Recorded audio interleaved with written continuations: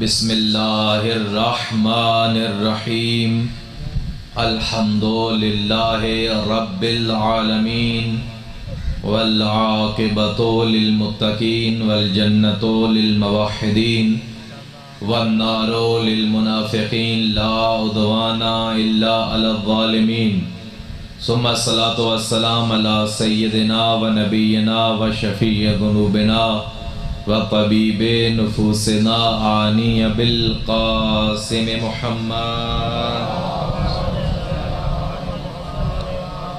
ثم الصلاۃ والسلام علی عنز البطین وباب الیقین وحبل اللہ المتین والشافع یوم الدین والمصلی 51 ثم الصلاۃ والسلام علی امام التقی وابن عم المصطفى شقیق نبی المجتبى لیث الثرى غیث الورى حتف العدا مفتاح الندى مصباح الدجى ثم الصلاۃ والسلام علی امام مکی مدنی قرشی لوذعی اریحی مولوی طالبی قرشی ولی وصی علی ثم الصلاۃ والسلام علی جواد سخی وبہلول شریف الاصل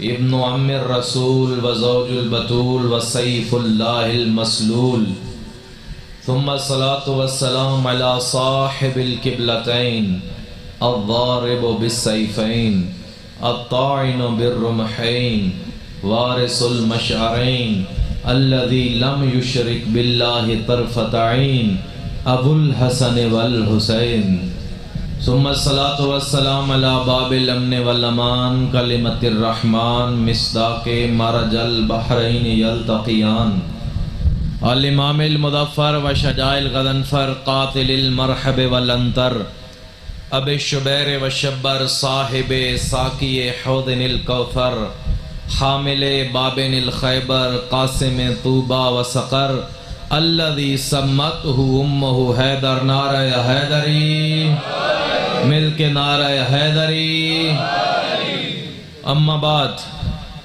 ثم الصلاۃ والسلام علی سیدۃ الزہراء الزہراء الحوراء الصدیقۃ الکبریٰ الصدیقۃ بالاقوال والمبارکۃ بالافعال والطاہرۃ بالاحوال الزکیۃ بالدلالہ والمرضیۃ بالعدالہ والہانیۃ بالعبادہ والسماویۃ بالزہادہ راحۃ روح المصطفیٰ شقیقۃ نبی المجتبی الذي ينزل في شأنها وشأن زوجها سورة العطاء أعني فاطمة الزهراء صلوات الله عليه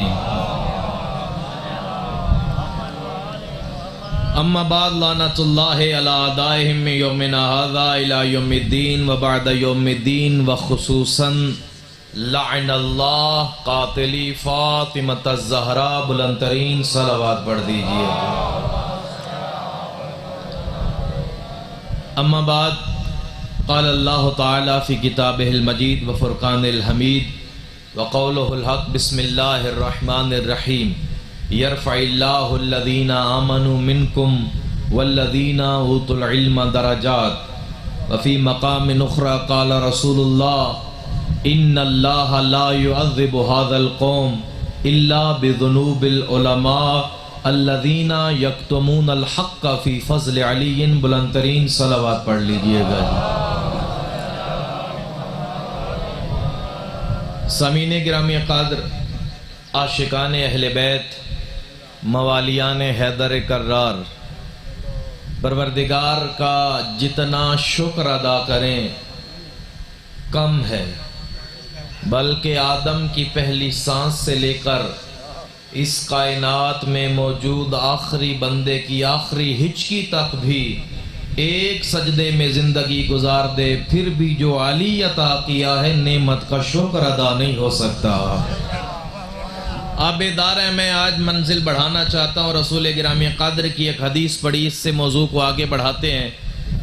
رسول اللہ فرماتے ہیں، لکھا شیخ مفید نے، شیخ مفید نے اس حدیث کو نقل کیا ہے، رسول اللہ فرماتے ہیں ان اللہ لا يعذب هذا القوم الا بذنوب العلماء، کہ میری امت پہ ایک دور آئے گا جب پروردگار عذاب نازل کرے گا، میری امت سے امتحان لے گا، میری امت پہ پریشانی آئیں گی، میری امت کو پروردگار آزمائشوں میں مبتلا کرے گا، کبھی کوئی پریشانی کبھی کوئی پریشانی۔ رسول فرماتے ہیں اس میں لوگوں کا اپنا ذاتی عمل بھی ہے، الا بذنوب العلماء، لیکن میری امت پہ عذاب کا بڑا سبب میری امت کے علماء ہیں۔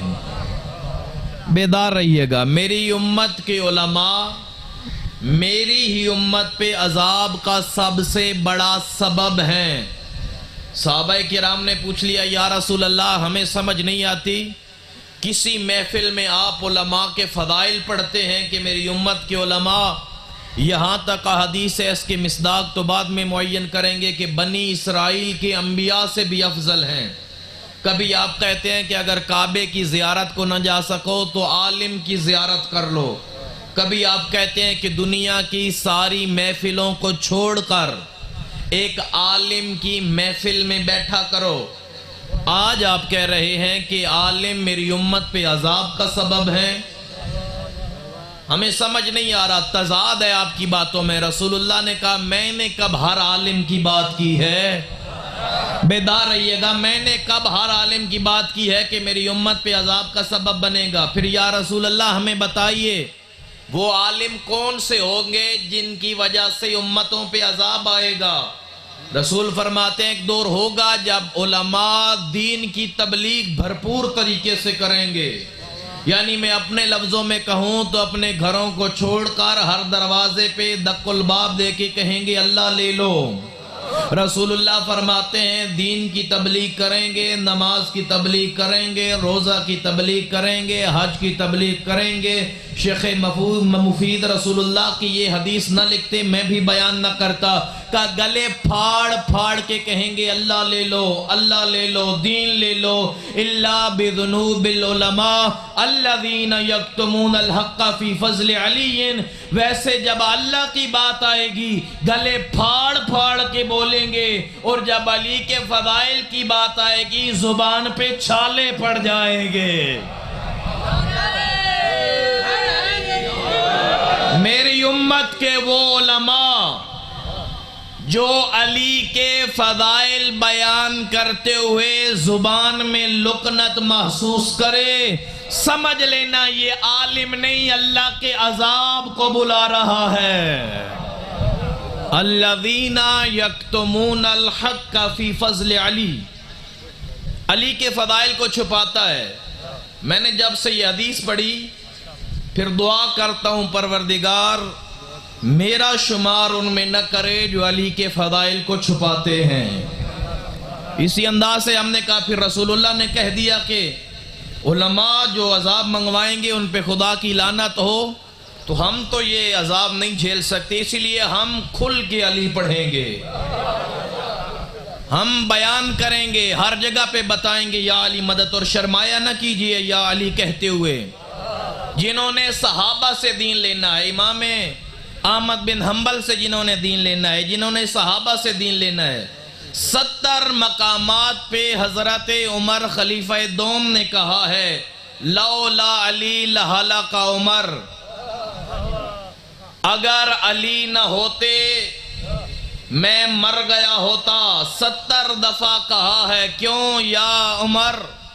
آپ نے 70 دفعہ یہ کیوں کہا ہے؟ 70 کے 70 علماء اہل سنت کے حوالے میرا کام ہے۔ 70 دفعہ کہا ہے اگر علی کی مدد نہ ہوتی میں ہلاک ہو گیا ہوتا، میں مشکل میں تھا، علی نے بچایا نہ ہوتا، ہلاکت میرا مقدر تھی، میں برباد ہو گیا تھا، یہ علی نے بچا لیا۔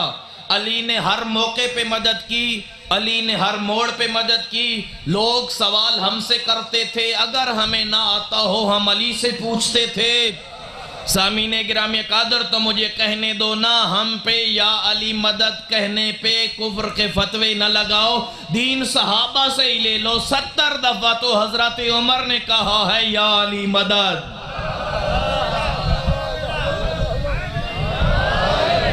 70 حوالے علماء اہل سنت کے۔ حضرت عمر نے کہا علی کی مدد نے بچا لیا۔ امام احمد بن حنبل، ان کی کتاب ریاض سعودیہ سے چھپ چکی ہے، جس نے دیکھنا عربی میں موجود ہے، صفحہ نمبر 167 167۔ جب ان کے بیٹے نے ان سے سوال کیا یا ابت ما تقول فی التفضیل، آپ بڑے عالم معلوم ہوتے ہیں، مجھے ایک سوال کا جواب دیجئے، رسول اللہ کے بعد سب سے افضل کون ہے؟ امام احمد بن حنبل، حوالہ میں دے چکا ہوں، ریاض سے چھپی ہے، سعودی عرب سے چھپ چکی ہے، یہاں پہ بھی مل جاتی ہے، پریشان نہ ہوئیے۔ جب بیٹے نے سوال کیا یا ابت ما تقول فی التفضیل، فضیلت میں معیار کیا ہے، سب سے افضل کون؟ ان کا جواب ہے، میرا نہیں، فی الخلافت ابو بکر و عمر و عثمان، خلافت میں سب سے افضل حضرت ابو بکر ہیں، پھر حضرت عمر ہیں، پھر حضرت عثمان ہیں۔ امام احمد بن حنبل کا بیٹا اپنے باپ سے سوال کرتا ہے فَإِنَ عَلِيُّ بْنُ أَبِي طالب، بابا آپ نے علی کا نام کیوں نہیں لیا؟ کہا بیٹا سوال پھر کرو۔ سوال کیا بابا صحابہ میں سے افضل کون ہے؟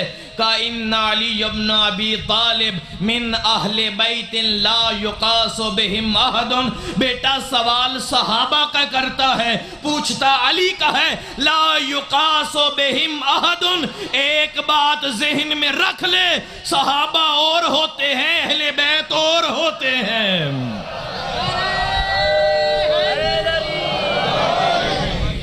لا یقاس بہم احد، کبھی بھی علی کے مقابلے میں کسی کا نہ سوچنا، کیونکہ در والے اور ہیں، گھر والے اور ہیں۔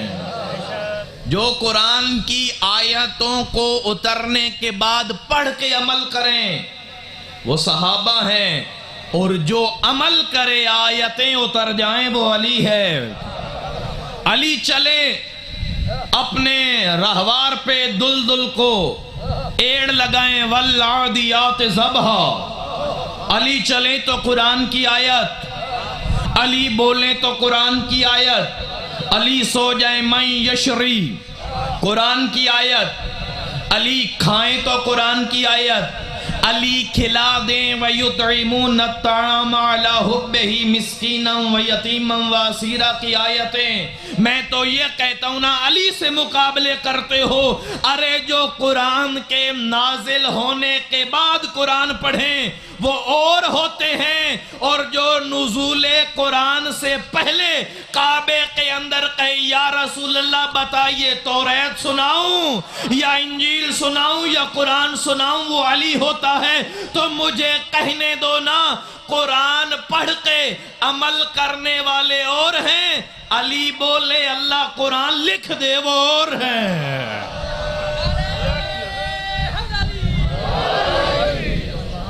علی بولے والعادیات ضبحا، قسم ہے اس راہوار کی، اس کے ان قدموں کی، جب وہ دوڑتا ہے تو قدموں سے چنگاریاں نکلتی ہیں۔ اسد اللہ بیٹھا ہو تو چنگاریاں نہ نکلیں، یہ علی کے وجود کا کرم ہے۔ علی کسی کو ٹھنڈک دیتا ہے، اور آج بھی کسی کے دل سے چنگاریاں نکل رہی ہیں۔ خدا تو حشر میں جلائے گا، ہم نام علی لے لے کے یہیں پہ تمہیں جلائیں گے۔ ہم نہیں چھوڑ سکتے علی کا در، کبھی علی کو نہیں چھوڑ سکتے۔ کیوں؟ علی کو چھوڑنے کا مطلب ہے غیرت چھوڑ دیں۔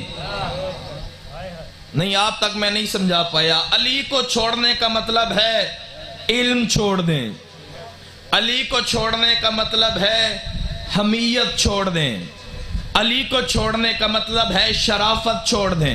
پھر بات آ گئی ہے حضرت عمر سے کسی نے پوچھا، پھر کہہ رہا ہوں بار بار مجھے شیعوں میں بھی بتانا پڑتا ہے، حوالے کی ذمہ داری ہماری ہے، کہا جنت میں کون جائے گا؟ حضرت عمر سے سوال ہوا، کہا شریف ہی جا سکتا ہے، کوئی شریف ہی جنت جائے گا؟ پھر کہا کہ بتائیے یہ شرافت مکمل کیسے ہوتی ہے کہ ہم جنت میں جائیں؟ حضرت عمر کا جملہ ہے، اگر جملہ نہ ہو تو ہماری جان حاضر ہے، کہ لا یتم الشرف الا بولایت علی ابن ابی طالب، بندہ شریف ہو ہی نہیں سکتا جب تک علی ولی اللہ نہ پڑھ لے۔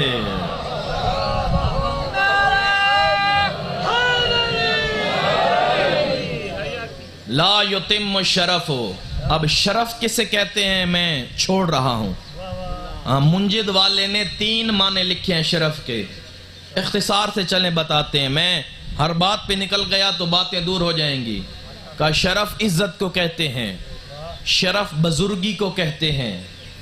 تو حضرت عمر بتا رہے ہیں نا، اگر بزرگی چاہیے تو بھی علی کا دروازہ، اگر عزت چاہیے تو علی کا دروازہ۔ ہمیں بتائیے کہ علی کے گھر کا بچہ بھی کسی دروازے پہ کچھ پوچھنے گیا ہو اور کسی کے گھر کا بڑا بھی علی کے در پہ نہ آیا ہو، تھکے بیٹھے ہیں میرے خیال سے،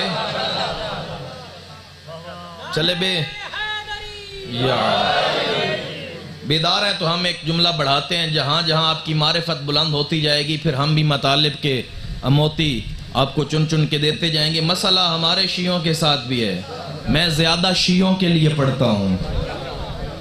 اب ہم نے علی کی فضیلت پڑھی، فتویٰ لگ گیا، ہم نے تو نہیں سنا، یہ حدیث کہاں سے پڑھ دی؟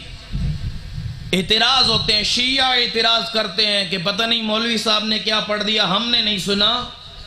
رسول فرماتے ہیں کہ ابھی میں نے علی پڑھا ہی نہیں ہے۔ جنگ خیبر سے پلٹتے ہوئے کہا تھا لَقُلْتُ فِيكَ قَوْلًا، یا علی اگر مجھے ڈر نہ ہوتا مَا قَالَتِ النَّصَارَى فِي الْمَسِيحِ ابن مریم، کہ لوگوں نے جو عیسیٰ کو کہہ دیا تھا، اگر مجھے ڈر نہ ہوتا لوگ تجھے اللہ کہیں، میں وہ علی پڑھتا۔ رسول اللہ مکمل علی نہیں پڑھ سکے، ہماری کیا اوقات ہے؟ نہیں پڑھا گیا، پورا علی نہیں پڑھا گیا، ہم نے سمجھنا ہے جتنا ہمارا ظرف ہے۔ کیوں فتویٰ لگ جاتا ہے ہم پہ؟ شیعوں کا قصور نہیں ہے، میں بتا رہا ہوں، کیونکہ ممبر پہ ہم پہ اعتراض ہوتے ہیں، سوالات پہ سوالات ہوتے ہیں، ہمارا حق بنتا ہے کہ ہم اپنے بھائیوں کو مطمئن کریں، ہم اپنے بھائیوں کو مطمئن کریں۔ ہم تو دونوں کتابوں سے پڑھتے ہیں، جس طرح میں نے امام احمد بن حنبل کی کتاب سے پڑھا، انہوں نے کہا کہ خلافت میں افضل یہ ہو سکتا ہے، بلکہ یقیناً ہمارا عقیدہ تو نہیں ہے، لیکن بات سمجھانے کے لیے میں نے امام احمد بن حنبل کی کتاب سے پڑھا۔ جب جناب سیدہ کی عظمت پڑھی تو کہا کہ صحیح بخاری والے نے یہ لکھا ہے، جب امام حسین کی عظمت پڑھی تو سنن ابن ماجہ والے نے یہ لکھا ہے۔ ہمارے خطباء علماء اتنا صحیح بخاری اور مسلم سے احادیث پڑھتے ہیں، اتنی فضیلتیں پڑھیں۔ میں ایک اور بات سمجھاؤں اسی سے ذیل، اگر کسی ہندو سے مناظرہ ہو تو کیا ہم کہیں گے شیخ مفید نے لکھا ہے؟ ہم کہیں گے تمہاری گیتا میں یہ لکھا ہوا ہے، تمہارے رگ وید میں یہ لکھا ہوا ہے، تمہاری سام وید میں یہ لکھا ہوا ہے۔ جب کسی عیسائی سے مناظرہ ہوگا تو قرآن پیش کریں گے، ان کی کتاب پیش کی جاتی ہے، یہی ہم کرتے ہیں۔ جس کو حسین کی عصمت پہ، علی کی عصمت پہ اعتراض ہے، دشمنی میں شاید نہیں کرتے، بھولے ہیں، ہم نے سمجھانا ہے، ہم بخاری پیش کر دیتے ہیں، ہم سنن ابن ماجہ پیش کر دیتے ہیں۔ اتنا بخاری سے علی پڑھا گیا، اب انہیں بخاری والا علی پسند آتا ہے، ابو ذر و سلیمان والا پسند نہیں آتا۔ ہم اپنے شیعوں میں پڑھ دیں، بتاؤں کہ سلمان و ابو ذر کی نظر میں کیا ہے علی؟ ایک دفعہ مل کے کوئی جوان پھر نعرہ سنا دے۔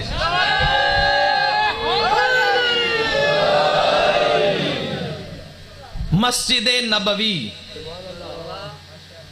ابو ذر والا علی سن لیجئے تھوڑی دیر۔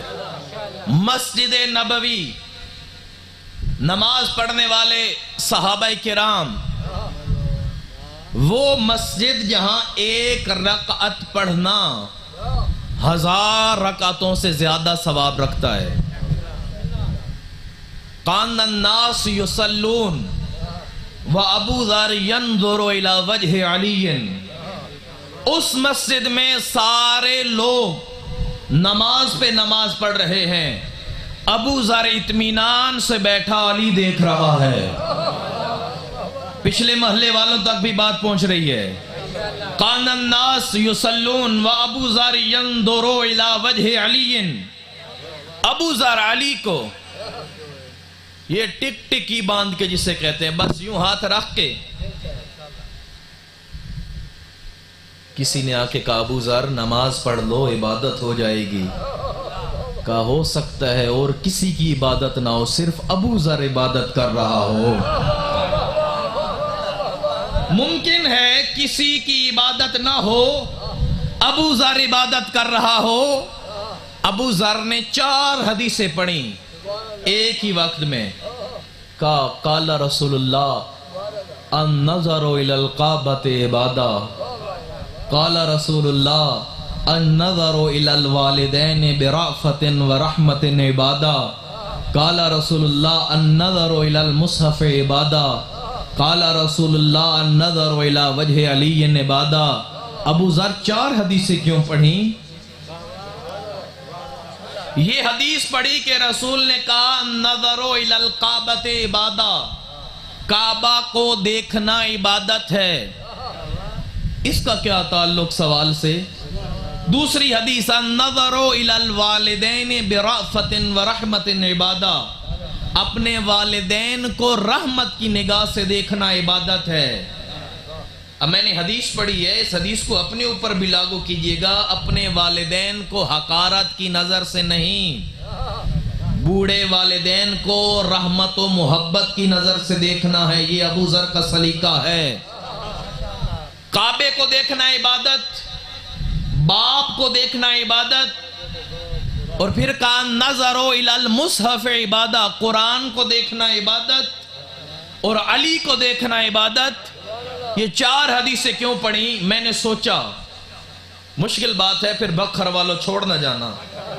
4 حدیثیں ابو ذر نے پڑھی، 4 میں نے سوچا تو خود آ گئی کہ ابو ذر یہ کیوں پڑھ رہا ہے. ابو ذر پڑھ رہا ہے کعبہ دیکھنا عبادت ہے.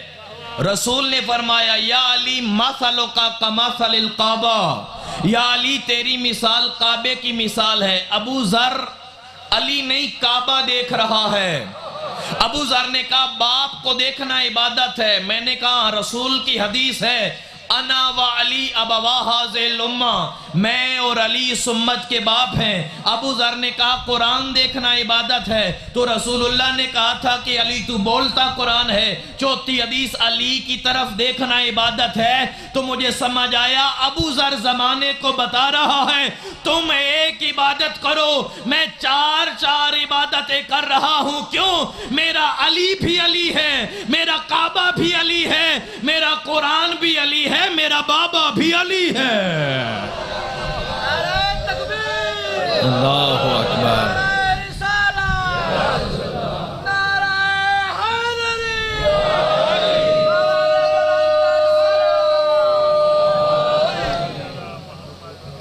انا و علی ابوا ھذہ الامہ، ہم اور علی اس امت کے باپ ہیں. ابو ذر نے کہا میں عبادت در عبادت در عبادت در عبادت کر رہا ہوں. یہ بھی ابو ذر نے علی سے سیکھا تھا، عبادت در عبادت کرنا.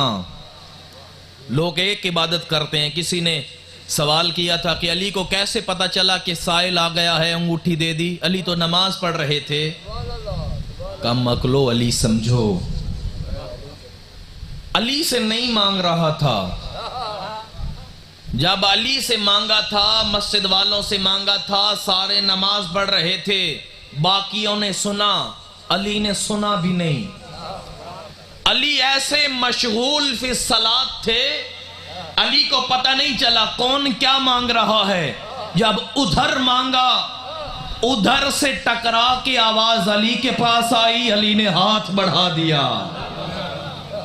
علی کا رابطہ پروردگار سے ہے، علی اللہ سے عشق کرتا ہے، علی اللہ سے محبت کرتا ہے، اور کہا تھا علی نے کہ میری ساری فضیلتیں ایک طرف، کفا بفخرن ان تکون علی ربا، میرے فخر کے لیے کافی ہے کہ تو میرا رب ہے، میری عزت کے لیے کافی ہے میں تیرا بندہ ہوں۔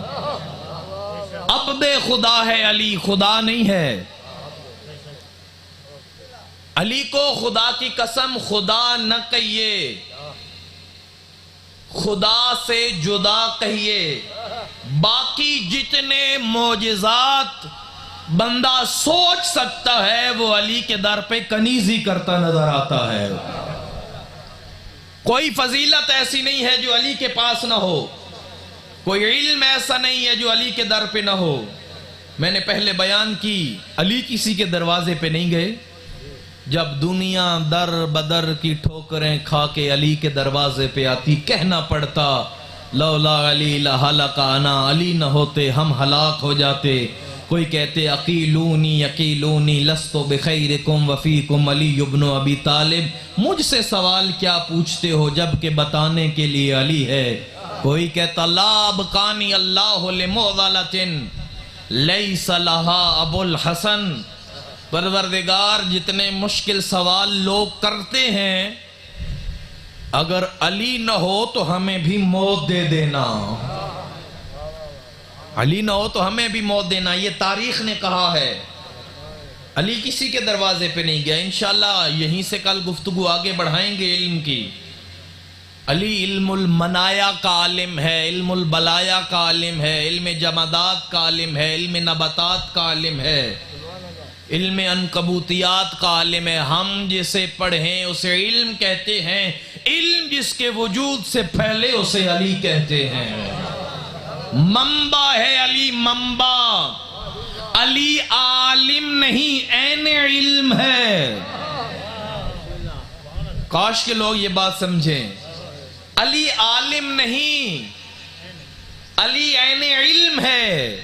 علی کے وجود سے علم پھیلتے ہیں۔ علم نحو کا بانی علی ہے، علم کلام کا بانی علی ہے۔ کبھی اس پہ بھی گفتگو اور ہم نے تو کی ہے کہ کتنے علم آج جو دنیا میں پھیلے ہوئے ہیں ان کا فاؤنڈر بانی علی ابن ابی طالب ہے، علی کے علاوہ کوئی نہیں ہے۔ اور جب زمانے والوں نے لکھا تو صرف علی پہ لکھا۔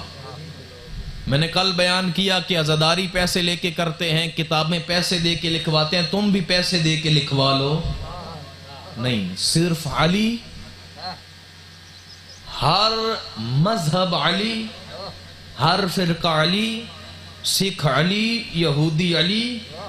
کتنے شعر ہیں جو آپ کو مل جائیں گے جو سکھوں نے علی پہ لکھے ہیں، کسی اور پہ نہیں لکھے۔ اگر علی کے دشمنوں کی تعریف والے ڈھونڈو گے تو مشرک نہیں صرف مسلمان ملیں گے۔ یہ کم ظرفی ہے، یہ ڈوبنے کا مقام ہے کہ غیر مسلم اور مشرک صرف علی کی تعریف، حسین و حسن و باقر و صادق کی تعریف، یزید کی تعریف کرنے والا کوئی غیر مسلم نہیں ملے گا۔ ملے گا تو کوئی مفتی ملے گا، ملے گا تو کوئی رویت ہلال کمیٹی کا چیئرمین ملے گا۔ لعنت ہو ان لوگوں پہ اور بے شمار لعنت ہو۔ کیوں علی پہ لکھا جاتا ہے؟ علی نے اسلام کمایا نہیں، بچایا ہے۔ لوگوں نے اسلام سے اپنے گھر بھرے ہیں، علی نے اپنا بھرا گھر اسلام کے لیے خالی کر دیا ہے۔ میں نے ابھی ایک جملہ کہا ہے اور چہروں کی رنگت بدل گئی ہے۔ میں پھر ہر مجلس کا آغاز اسی سے کرتا ہوں، جتنے سید ہیں کم از کم وہ دھاڑے مار کے روئیں۔ اس گھرانے کی ہر شخصیت کو تڑپا تڑپا کے مارا گیا۔ آوازیں بلند ہو گئی ہیں، خدا کی قسم بی بی سیدہ کی نگاہ میں میری مجلس مقبول ہے، اپنے لیے میں جملہ کہتا ہوں، میرا دل ہے آج اس کی مصیبت کے جملے پڑھوں جو 18 برس کی عمر میں کہتی تھی اللہم عجل وفاتی، پروردگار زہرا کو موت دے دے۔ شرمندہ نہ ہوئیے گا، آج میرا دل ہے میں محمد کی بیٹی کے تھوڑے سے دکھ پڑھوں۔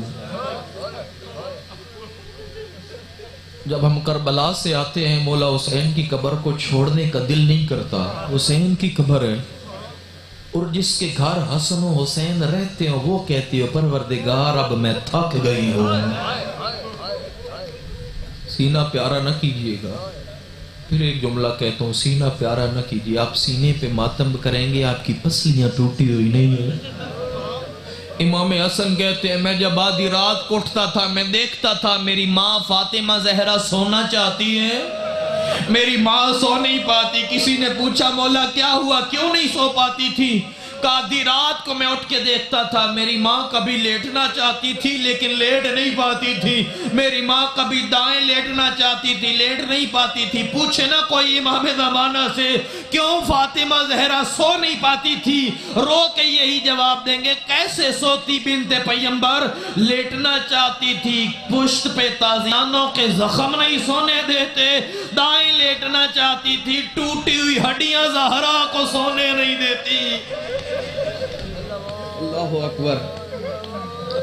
آیت اللہ وحید خراسانی پڑھتے ہیں بعد از فاطمہ، بعد از وفات پیغمبر فاطمہ نبوت۔ یقیناً گرمی ہے، آوازیں بلند رکھیے گا۔ اتنا مارا ہے مسلمانوں نے محمد کی بیٹی کو، اتنا مارا ہے میری ہمت نہیں ہے میں بیان کر سکوں۔ لکھا ہے علماء نے معصوم کہا کرتے تھے اتنا مارا ہے بعد از وفات پیغمبر فاطمہ نبوت بل فاطمہ سایہ بوت۔ اتنی کمزور ہو گئی تھی محمد کی بیٹی فاطمہ نہ رہی، ایک سائے کی مانند ہو کے رہ گئی۔ سمجھا کے پڑھوں گا، مجھے آج جلدی نہیں ہے۔ رسول اللہ کا ایک صحابی کہتے ہیں میں جنت البقیع جا رہا تھا، میں نے دیکھا ایک بوڑھی عورت جنت البقیع کی دیوار کا سہارا لیتی ہے، بڑی مشکل سے قدم اٹھاتی ہے۔ میں نے کہا دیکھوں تو صحیح یہ بی بی ہے کون جو پردے میں لپٹی ہوئی ہے، میں پہچان نہیں پایا۔ اس وقت میں مر گیا ہوتا جب میں نے دیکھا وہ عورت رسول کی قبر پہ بیٹھ کے کہتی ہے بابا تجھ پہ فاطمہ کا سلام ہو۔ کہا میں مر گیا ہوتا، اتنی کمزور ہو گئی محمد کی بیٹی، اگر دیوار کا سہارا نہ لیتی منہ کے بل زمین پہ گر جاتی۔ اللہ اکبر، اللہ اکبر۔ کتنے قدم فاطمہ دربار آئی تھی، آج بھی دربار رلا رہا ہے امام زمانہ کو۔ میں نے لفظ کہہ دیا آپ نے آسانی سے سن لیا ہے۔ یوں علی کا گھر ہے اور چند قدموں پہ مسجد نبوی ہے، 5 قدم 7 قدم یا 10 قدم ایک دروازے سے مسجد نبوی میں جانا ہے فاطمہ زہرا نے۔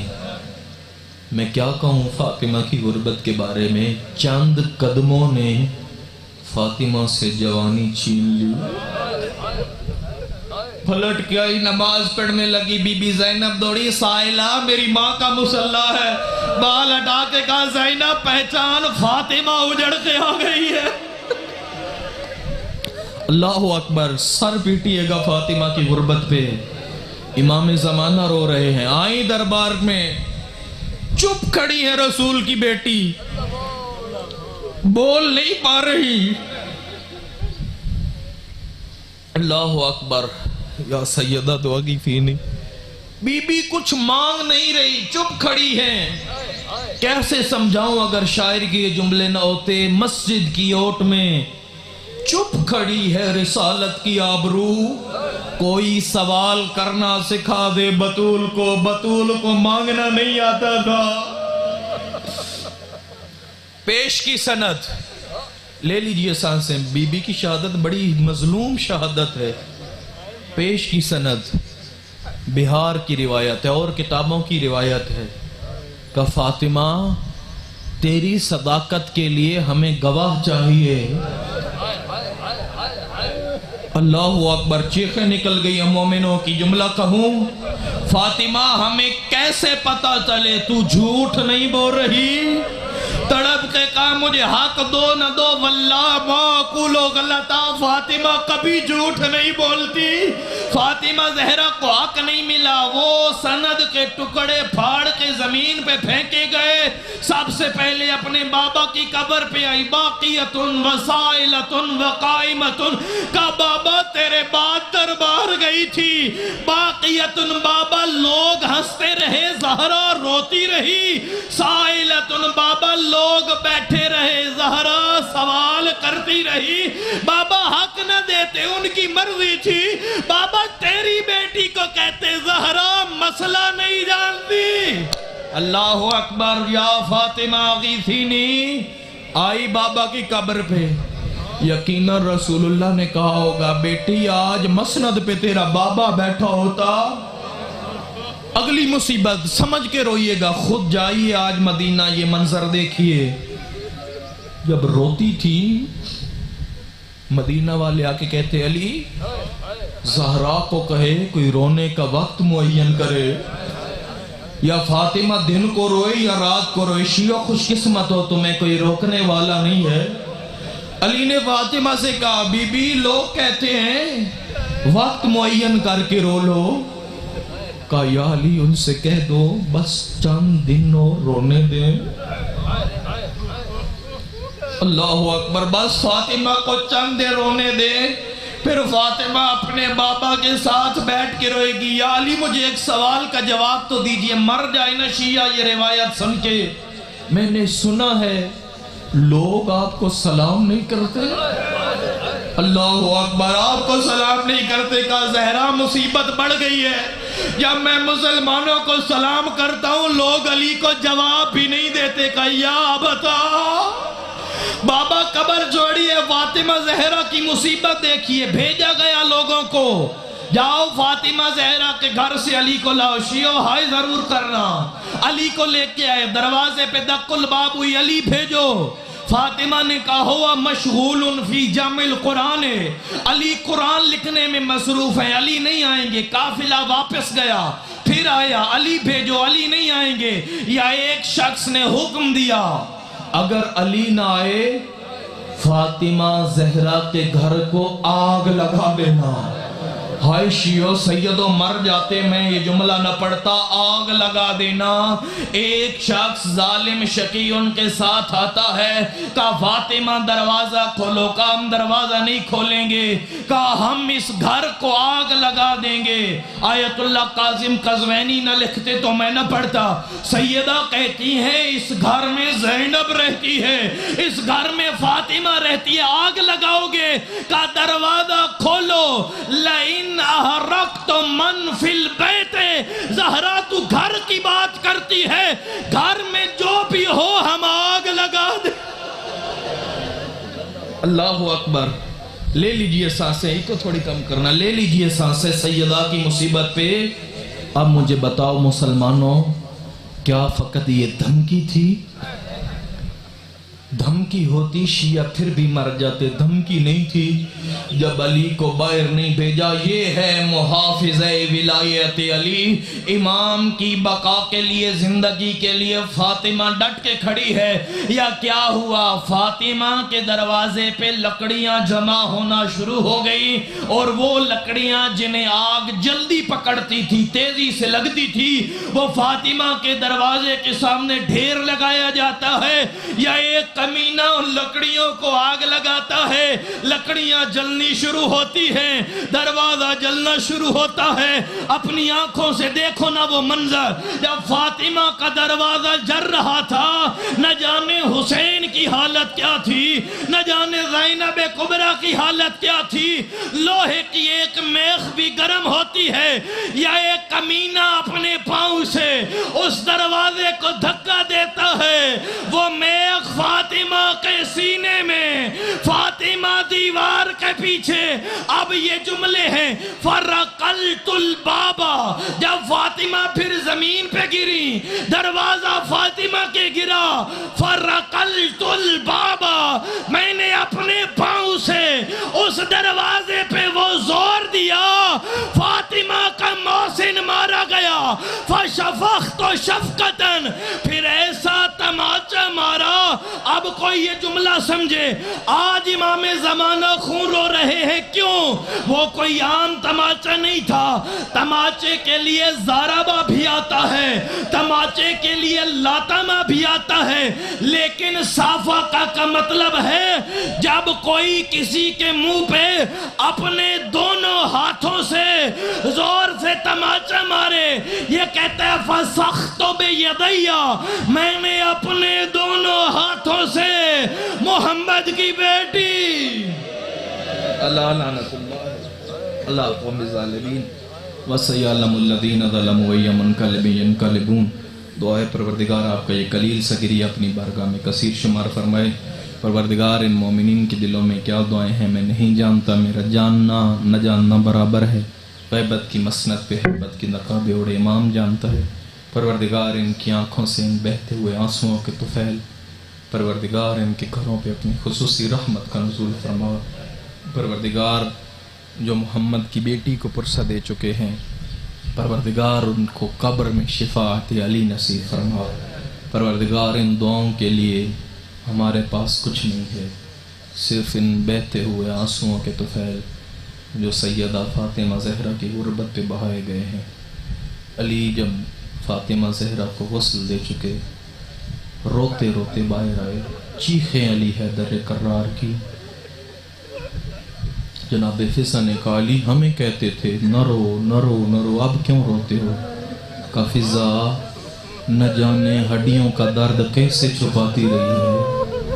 فاطمہ کی شہادت علی کو ملی، علی مسجد میں منہ کے بل زمین پہ گر گئے تھے۔ پروردگار علی کے اس کے طفیل، ان بہتی ہوئی آنکھوں میں جو آنسو ہے، فاطمہ زہرا کا وہ مرحلہ جب کہتی تھی وَسَبُوا حَقِّي فَصَبَرْتُ، میرا حق غصب کیا میں چپ رہی، میرا بیٹا مارا گیا میں چپ رہی، میرا حق لوٹا گیا میں چپ رہی۔ اب علی کے گلے میں رسی ڈال کے جا رہے ہیں، پہلو کا درد بھول گیا، پسلیوں سے ہاتھ اٹھ گئے، علی نہیں جانے دوں گی۔ اور جب فاطمہ زہرا یہ ایک روایت پڑھتا ہوں کوئی آنکھ رہ نہ جائے، علی کو نہیں چھوڑا گیا، لوگ علی کو اپنی طرف کھینچتے تھے، فاطمہ علی کا دامن اپنی طرف کھینچتی تھی۔ یہ ایک کمینے نے کنفوس کو حکم دیا، میرے کوئی روایت بھی کس نہیں پڑھی مسائب والی، یہ بھی نہیں چھوڑ رہی تھی، اس نے اپنے تازیانے سے اتنا مارا محمد کی بیٹی کا ہاتھ ٹوٹ گیا۔ یا علی تو جان آئی بابا کی قبر پہ، بابا میں سر سے چادر اتار دوں گی علی کو کچھ ہوا۔ لکھا ہے مقاتل والے نے قبر محمد مصطفیٰ ہلی اور محمد کی قبر کی دیواریں بلند ہوئیں، حرم کی دیواریں بلند ہو گئی، اتنی بلند ہوئیں ایک آدمی آرام سے گزر سکتا تھا۔ میں کہوں گا مدینہ تو جتنا بھی سخت دل ہو، یہاں حسن کے جنازے پہ تیر لگے تجھے کچھ نہیں ہوا، لیکن جب فاطمہ زہرا نے چادر ہٹانا چاہی تیری دیواریں تڑپ کے رہ گئی۔ کتنی سخت تھی شام کی دیواریں، اسی فاطمہ کی بیٹی تھی، سر پہ چادر نہیں تھی، حسین